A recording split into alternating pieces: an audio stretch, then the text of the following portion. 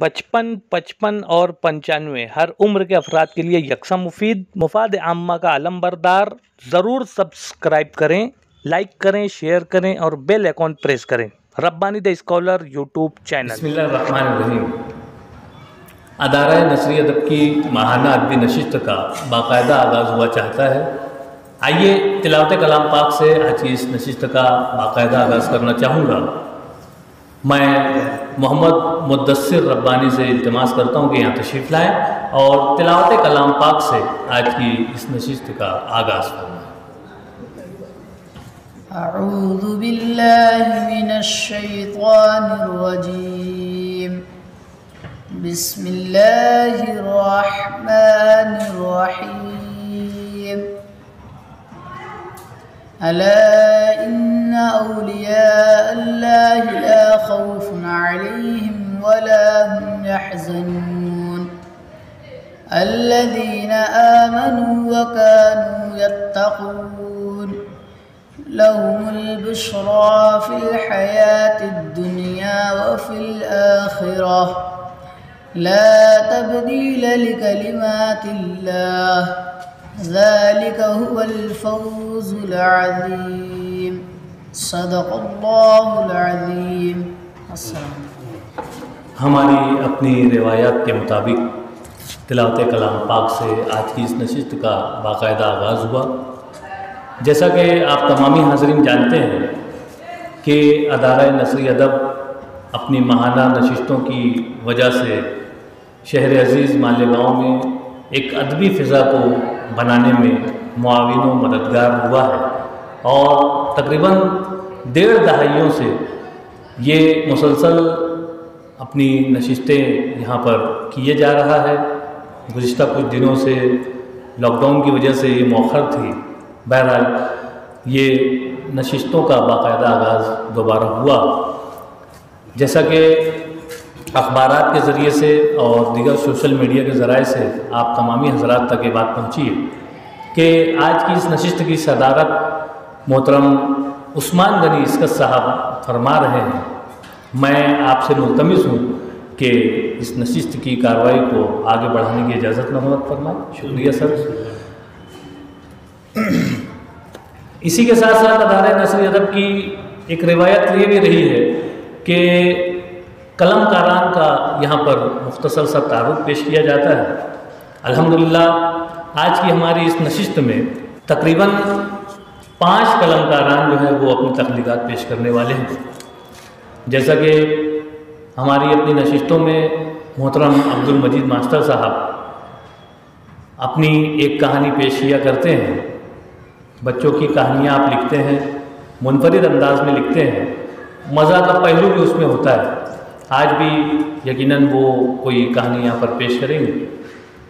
मोहतरम डॉक्टर इकबाल बरकी साहब जो कि अदारा नसरी अदब के नायब सदर हैं और संजीदा और सबक आमोज़ कहानियों पर आप मलका रखते हैं और अदीबुल अतफ़ाल के नाम से आप अपनी बेजबहा खिदमात कहानियों के ज़रिए से पेश कर रहे हैं। कई किताबों के मुसन्निफ़ हैं और आने वाले चंद दिनों में आपकी 2 किताबें मज़ीद मंज़र आम पर आनी हैं। यकीनन आज आप भी कोई बेहतरीन कहानी यहाँ पर पेश करेंगे।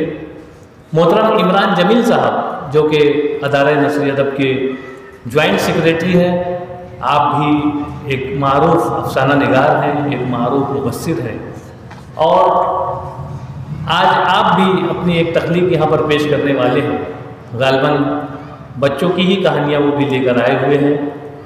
यकीनन जब वो पेश करेंगे तो हम उससे महजूज होंगे।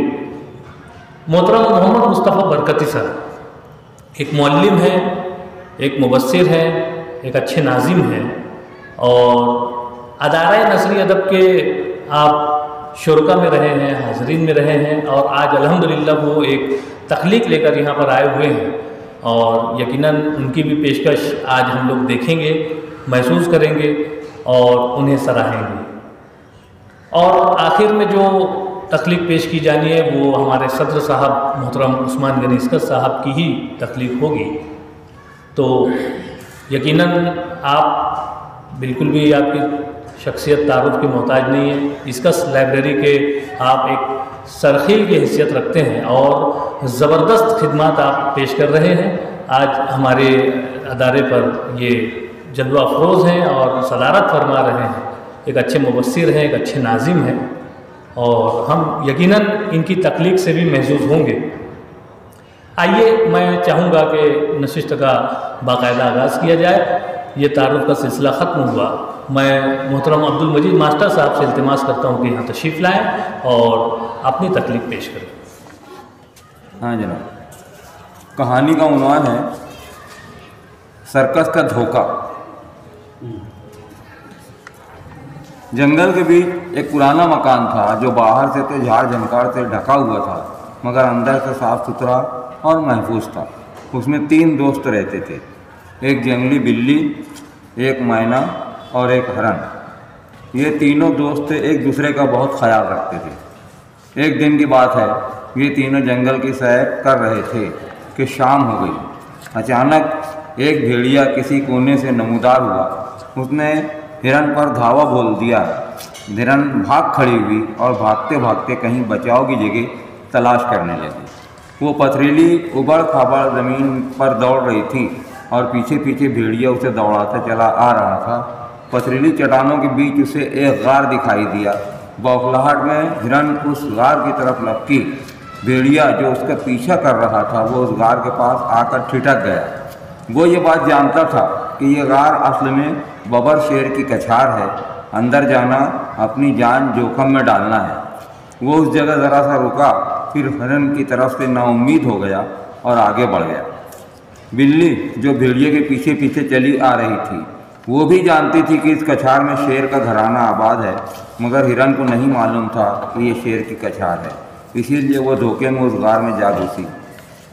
कछार के पास ही एक दरख्त था। बिल्ली कूदकर उस पर चढ़ गई। मैना भी उड़ती हुई आई और उसी दरख्त पर बिल्ली के पास आकर बैठ गई। इत्तेफाक से उस वक्त शेरनी अपने बच्चों को लेकर गहरी नींद सो रही थी, वरना अगर वो जाग रही होती तो हिरन का उसी वक्त पोस्टमार्टम हो चुका होता। जब अंदर से किसी तरह की हंगामे की आवाज़ नहीं आई तो ये दोनों दोस्त समझ गए कि अपनी हिरन अभी सलामत है। भेड़िया वहाँ से रफू चक्कर हो चुका था और हिरन वहाँ से चुपके से निकल जाना चाहती थी। उसके निकलने से पहले उस कछार का मालिक यानी शेर बबर चला आया। वो कछार में घुस आया और हिरन का बाहर निकलने का मंसूबा धरा का धरा रह गया। अब वहाँ शेर, शेरनी और उनके बच्चों की आवाज़ें गूंजने लगी, मगर किसी तरह की चीर फाड़ का हंगामा फिर भी नहीं मचा और हिरन की चीख पुकार की कोई आवाज़ नहीं आई। इन दोस्तों ने जान लिया कि अपनी हिरन अंदर कहीं छुप गई है और शेर शेरनी के डर से बाहर नहीं निकल पा रही है। उसे इस मौत के गार से आज़ाद कराना है। इसके लिए पहले शेर शेरनी को यहाँ से भगाना होगा। अब उन्हें यहाँ से भगाने के लिए क्या किया जाए?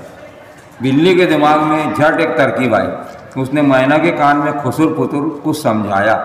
मैना भी उस ड्रामे के लिए पूरी तरह तैयार हो गई जो बिल्ली ने बनाया था। फिर वो दोनों ज़ोर ज़ोर से बातें करने लगे ताकि उनकी बात शेर और शेरनी को सुनाई दे। अरे हाँ, वो जो पाटना के पास सर्कस आई हुई है, उस जानवर ने अपना क्या नाम बतलाया था? वो जो खूब चमक रहा था, सितारों के जैसा झिलमिला रहा था। कछार के अंदर का शोर अचानक थम गया और वहाँ बिल्कुल सन्नाटा छा गया। ऐसा लगता था जैसे शेर और शेरनी इधर कान लगा बैठे हैं और उन्होंने अपने बच्चों को भी खामोश कर दिया है ताकि पाटने के सर्कस का अहवाल सुने। फिर मैना ने बिल्ली को जवाब दिया, उस जानवर का नाम तो मैं भी भूल गई, मगर उसने अपने जंगल वालों को सलाम कहा है। अरे भाई, यहाँ पयाम सलाम पहुँचाने की किसको छुट्टी है? अपने जंगल में क्या कम जानवर हैं? हम किस किस को सलाम बोलते फिरेंगे? मगर भाई खूब जानवर था वो, चरपदार और चमकदार, है ना? अरे उस सर्कस के सभी जानवर बड़े मज़े मज़े के हैं। कैसा प्यारा उनका रंग रूप है और कैसी सलोनी उनकी चमक दमक है। वाह, क्या कहने, देखो तो देखते ही रह जाओ। मैना बोली। हाँ तो भाई, वो सर्कस के हाँ तो भाई वो सर्कस बाहर के देश से आई हुई है, उस देश में ऐसे ही खुशनुमा जानवर होते होंगे, हीरे मोतियों के जैसे चमकदार। उधर शेरनी शेर से कहने लगी, हमारे दरख्तों पर बहुत से जानवर और परिंदे आकर बैठते हैं, उनसे बड़ी अजीब अजीब बातें हमें सुनने को मिलती हैं, मगर ये सर्कस के जानवरों की बात कुछ ज़्यादा ही अजीब है। इतने में फिर बिल्ली की आवाज़ आई, मगर सर्कस वाले पार्टनर आकर नाराज़ थे। वो आपस में कह रहे थे, हमने बेजगह अपना सर्कस लाकर उतार दिया है, हमें यहाँ सर्कस नहीं लगाना चाहिए, हमें यहाँ से कहीं और चल देना चाहिए, किसी बड़े शहर में अपना सर्कस ले जाना चाहिए। शेर शेरनी कान लगाए हुए तो थे ही, उन्होंने सर्कस का हाल सुना तो उनके पेट में पाटना जाने की खलबली मच गई। फिर जब सुना कि सर्कस वहाँ से कहीं और चली जाएगी तो उन्हें और भी जल्दी पड़ गई कि फौरन निकला जाए और उन जानवरों को देख कर आया जाए जो पराए देश के हैं और चमकते हैं। बस फिर शेर शेरनी अपने बच्चों को लेकर उतनी रात को ही निकल पड़े। जब वो थोड़ी दूर चले गए और पाटने का रास्ता पकड़ लिया, तब बिल्ली ने हिरन को बाहर आने के लिए आवाज़ दी। हिरन शेर की कछार से बाहर आई तो वो पसीना पसीना हो रही थी, मगर अब उसे सुकून हो गया था। फिर ये तीनों दोस्त इत्मीनान के साथ अपने ठिकाने वापस आ गए। सर्कस का धोखा, इस उन्वान से अपनी तख्लीक, अपनी कहानी पेश कर रहे थे अब्दुल मजीद मास्टर साहब। जिन साहबान को भी तबसरा पेश करना हो, उनसे गुजारिश है कि वो यहीं पर आकर तबसरा करें, ताकि वो भी वीडियो में आ जाएं और अपना तबसरा जो है वो तमाम लोगों तक पहुंच सके। सनद जो बच्चों के अदब से ताल्लुक़ रखती है, बच्चों के लिए लिखी गई है, लेकिन कहानी सुनने के बाद में एक चीज़ ये महसूस होती है कि ये बहुत छोटे बच्चों के लिए नहीं है। बातें कुछ छोटे बच्चों सी हैं, लेकिन कहानी की जो बुनियाद है वो थोड़ी बड़ी उम्र के बच्चों को लेकर के जाती है। एक चीज़ जो थोड़ी सी वहाँ पे कसक रह गई मुझे, कि शेरनी जब उस गार में, उस कछार में दाखिल होती है, हिरन जब शेरों की कछार में दाखिल होती है, तो शेरनी को और उसके बच्चों को उसकी बू ज़रूर महसूस होनी चाहिए, क्योंकि ये चीज़ जानवरों के अंदर बहुत उनकी फितरत है, तो महसूस होनी चाहिए थी। तो मेरे ख्याल में अगर उस्ताद मोहतरम वहाँ पे एक छोटा सा चंद जुमलों का इजाफा कर दें तो उनको बू महसूस हुई थी। लेकिन हिरन इतना चालाक था कि जाकर के कहीं छुप गया अचानक। उन्होंने तलाश किया पर वो मिला नहीं, वो बू महसूस करते रहे। और फिर जब शेर वापस आता है तो एक छोटा सा मुकालमा कि यहाँ पे एक सुगंध, एक बू महसूस हो रही थी, तो वो चीज़ बिल्कुल फितरत के आइन मुताबिक हो जाती है कि उन्होंने उसकी तलाश करना चाहा, लेकिन वो चीज़ नहीं मिली। बहरकैफ कहानी शुरू से आखिर तक एक दिलचस्पी को बरकरार रखे हुए हैं कि आगे क्या होगा, आगे क्या होगा, हिरन किस तरीके से आज़ाद होगा, या हिरन शेरों के पंजे में आ जाएगा और उसे खा लिया जाएगा। एक अच्छी कहानी है। थोड़ा सा उसमें सबक भी है कि किसी भी किस्म के हालात में अगर इंसान या कोई भी शख्स अगर अपने हवास मुश्तमा रखे तो वो किसी भी आफत से या मुसीबत से अपने आप को बआसानी निकाल सकता है। ये दर्श भी है उसके अंदर। बहुत अच्छी कहानी लगी, बहुत बहुत मुबारक।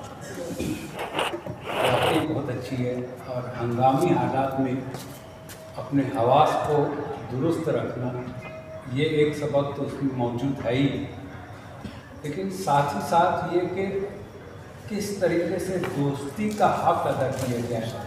एक दोस्त अगर दूसरे अगर किसी मुसीबत में गिरफ्तार हो जाए तो किस तरीके से उसको उसकी मदद की जाए और उसको उस मुसीबत से, जो अंग्रेज़ी का जुमला है कि अ friend in need is a friend in need, वो कहानी उसका सबक देती है।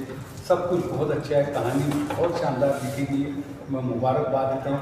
सिर्फ एक दरख्वास्त करूँगा, वो जो अपनी हिरनी, अपना हिरन, अपनी हिरनी जो अपनी हिरन, तो वहाँ अपना दोस्त ये क्योंकि वो दोस्त हैं, तो वो वहाँ अपना हिरन की बजाय अपना दोस्त, फिर चाहे हिरन वैसे ही आएगा।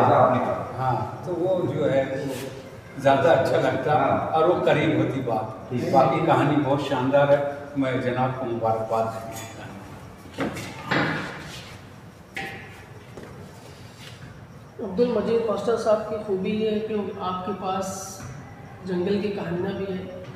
शहर में जिस तरीके से रोज़मर्रा के जो मामलात होते हैं घरों में, और बच्चे जिन चीज़ों से सीखते हैं, बहुत सारी कदरों को भी, वहाँ के भी मौज़ूआत को आप जब उठाते हैं तो उसको बहुत खूबी के साथ बरतते हैं। मुझे यह कहानी अपनी दिलचस्पी की वजह से मुझे बेपनाह पसंद आई। मैं आपको दिली मुबारकबाद पेश करता हूँ। अब्दुल मजीद मास्टर साहब ने अपनी कहानी पेश की और उस पर साहबान ने तबसरा भी किया। आइए हम दूसरी तकलीफ की तरफ बढ़ें। आज के हमारे दूसरे कलमकार की हैसियत से हमारे अदारे के नायब सदर मोहतरम डॉक्टर इकबाल बर्की साहब यहाँ पर तशरीफ़ रखते हैं। मैं इल्तिमास करता हूँ कि यहाँ पर तशरीफ़ लाएँ और अपनी कहानी पेश करें। स्कॉलर यूट्यूब चैनल इल्मी, अदबी, दीनी, मिल्ली, समाजी, सकाफ़ती, तहजीबी, फलाही, तिब्बी, फ़न्नी, माशी, तिजारती, माशरती, इंतज़ामी, इनकलाबी, तहरीकी, तहक़ीक़ी, तकनीकी, तफ्तीशी, तामीरी, तालीमी व मालूमाती यूट्यूब चैनल ज़रूर सब्सक्राइब करें, लाइक करें, शेयर करें और बेल आइकॉन प्रेस करें। रब्बानी दी स्कॉलर यूट्यूब चैनल।